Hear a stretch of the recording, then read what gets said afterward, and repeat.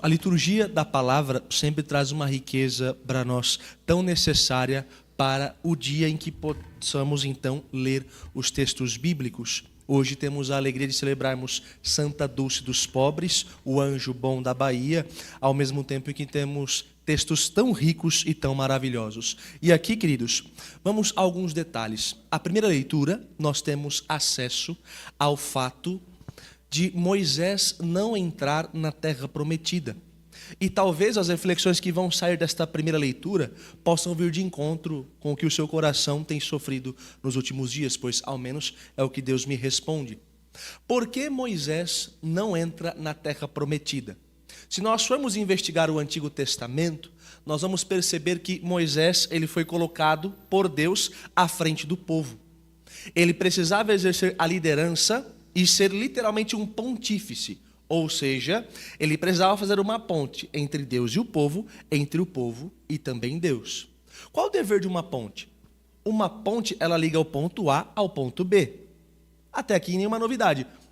Mas é também função de uma ponte sustentar o peso dos transeuntes. É função de uma ponte aguentar a carga que se passa do ponto A para o ponto B. Eu sei que devido a uma realidade de trânsito, nós passamos por várias pontes. Bom, eu duvido que algum dos senhores, presencialmente ou aqui, por meio da Santo Flow TV, já parou para agradecer alguma ponte por ter sustentado o peso do seu carro.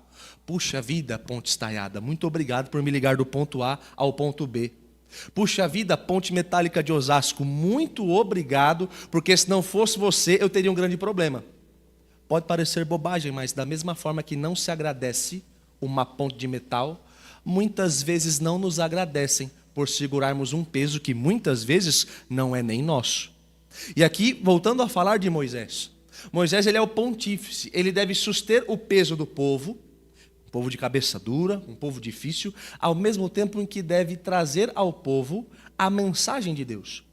Por que Moisés não entra na terra prometida? Em um determinado momento, quando o povo passa sede, e uma sede muito bruta, eles começam a murmurar contra Moisés e contra Arão. Lembram-se, é muito raro alguém agradecer a Moisés por ter libertado o povo do Egito. É muito raro alguém agradecer a Moisés por intermédio dele, Deus fazer cair do céu tanto codornizes quanto também o maná. Moisés não devia ouvir muito obrigado, puxa vida, parabéns, bem feito. E talvez nós não ouçamos muito essas palavras. E, queridos, posso dizer, não tem problema. Eu tenho algo para a minha vida. Eu prefiro que uma criatura não me agradeça para que Deus fale de mim o que sou no céu. Porque o que Deus fala acerca de mim tem peso de eternidade. O elogio de uma criatura cessa quando os seus lábios já não funcionam. Mas o que Deus fala a meu respeito perdura por toda a eternidade. Eu prefiro que as criaturas não falem nada a meu respeito, para que Deus diga para todo sempre o bem que pude fazer nas mãos dele. Voltando ao caso de Moisés. Quando o povo estava com esta sede absurda, Moisés então vai falar com Deus. Ele faz a função de pontífice. E ao falar com Deus, Moisés escuta o seguinte: pega a tua vara, vai a uma rocha e diz sobre ela para que a rocha então proveja água. Ora, queridos, estamos falando de Moisés. Ele subia no Monte Sinai e tinha face a face com Deus um convívio. Quando ele descia da montanha, o seu rosto brilhava de tal forma que ele precisava cobrir com um véu as luzes que saíam de seu rosto. Estamos falando, como diz a primeira leitura, do maior profeta. Ninguém parecido surgiu depois de Moisés. Mas mesmo alguém cheio de Deus pode ser assaltado pelas suas emoções em um momento de contrariedade. Quando Moisés pega a vara para dar de beber ao povo, ele não fala sobre a rocha. Ele pega a vara, bate 2 vezes sobre a rocha ferida, dá água ao povo, mas ele acabou, infelizmente, desobedecendo ao Senhor. E aqui vamos aos detalhes, queridos. Moisés, ele confunde o poder com o símbolo.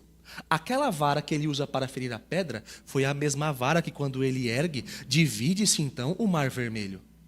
Precisamos tomar cuidado, porque mesmo Moisés, que tinha com Deus face a face, ele prefere a própria segurança e prefere colocar o poder no objeto do que na palavra, ele é condicionado àquele símbolo. Tomemos cuidado. Será que nós não estamos com alguns condicionamentos? Será que nós não organizamos a nossa vida a partir de certas noções? E aqui veja, por que talvez Moisés desobedeceu o Senhor? Foi estimulado por um povo de cabeça dura? Com certeza. E aqui, queridos, um conselho de ouro: não permita que ninguém te pressione a tal forma para que você desobedeça o seu Deus. Por um simples motivo: Deus pode defender você de qualquer povo, mas nenhum povo poderá defender você do seu Deus. Moisés, porque está encurralado pelo povo, acaba sendo assaltado pelas suas emoções e prefere acreditar no poder do objeto do que no poder da palavra. Poxa, padre, mas que Deus é esse que uma vírgulazinha não deixa escapar? Então, quanto maior é uma pessoa, maior é a sua autoridade. Se eu desobedeço um chefe na minha empresa, eu estou sujeito a ser mandado embora. Se eu desobedeço o meu Deus, que é perfeito e que sabe quem eu sou, eu estou sujeito a não entrar na terra prometida. Percebam como é importante obedecer ao Senhor Deus. Então, é o primeiro conselho dessa homilia: não permita que nada e nem ninguém te pressione e faça você escolher entre a ordem dada e o Deus que deu a ordem. Ora, na dúvida, fique com Deus. Na dúvida, deixe que Ele defenda você dos outros, porque os outros não te defenderão dele. E aqui, queridos, o Evangelho, ele casa muito com a vida de Santa Dulce dos Pobres. Aliás, Maria Rita Pontes era o seu nome de batismo, e ela adota o nome de Dulce por causa de sua mãe, que posteriormente havia falecido. É interessante porque o Evangelho fala sobre correção fraterna. E Santa Dulce tinha um jeito peculiar de corrigir fraternalmente. Um dos fatos mais importantes de sua vida, já que ela tinha um grande amor pelos pobres, era de pedir esmola a eles, em favor deles. E ela vai pedir esmola para um homem completamente grosseiro e rude. Ela estende uma mão e diz: por favor, uma esmola para os pobres. O homem, o que ele faz? Ele cospe na mão de Santa Dulce. Eu sei que enquanto imaginamos esta cena, provavelmente o nosso coração já se inflama para promover qualquer tipo de impropério. Ela fecha a mão, estende a outra e diz: o cuspe foi para mim, agora uma esmola para os pobres. Por que Santa Dulce corrigiu com tanta fraternidade aquele homem? Porque Santa Dulce entendeu como viver o primeiro mandamento, que é amar a Deus por todas as coisas e ao próximo como a nós mesmos. Nós só fazemos um bem ao próximo porque temos fé de que o próximo ele é destinatário da salvação tanto quanto eu e você. E aqui, eu sei que é triste que vou dizer, porque isso também me assola. Me perdoe se eu vou confessar publicamente um defeito que tenho, mas eu tenho muita dificuldade de amar algumas pessoas, mesmo.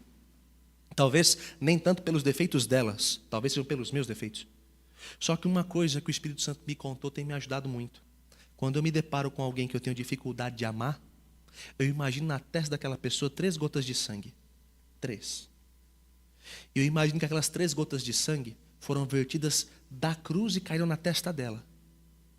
E quando eu olho para aquela pessoa e eu tenho dificuldade de amá-la, eu imagino aquelas 3 gotinhas e penso: as mesmas gotas que do Calvário a salvaram também me salvaram.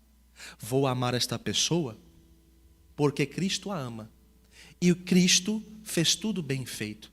Por mais que esta pessoa não colabore com o seu Criador, vou amá-la em homenagem ao seu próprio Criador. Por fim, e me permitam voltar à primeira leitura, porque o Espírito Santo me incomoda acerca de uma outra realidade. Existe um tempo para cada coisa.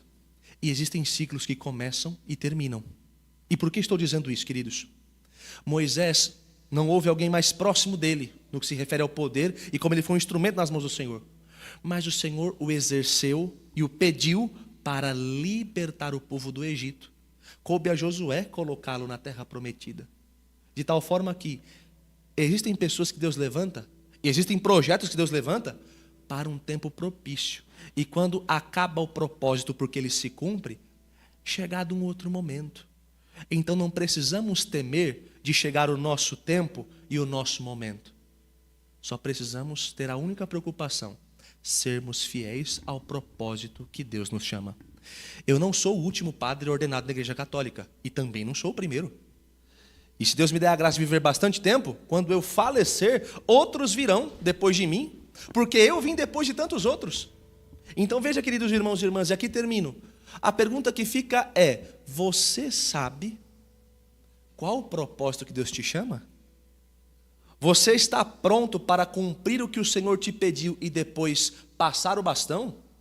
Você está pronto para libertar um povo e não introduzi-lo numa terra prometida?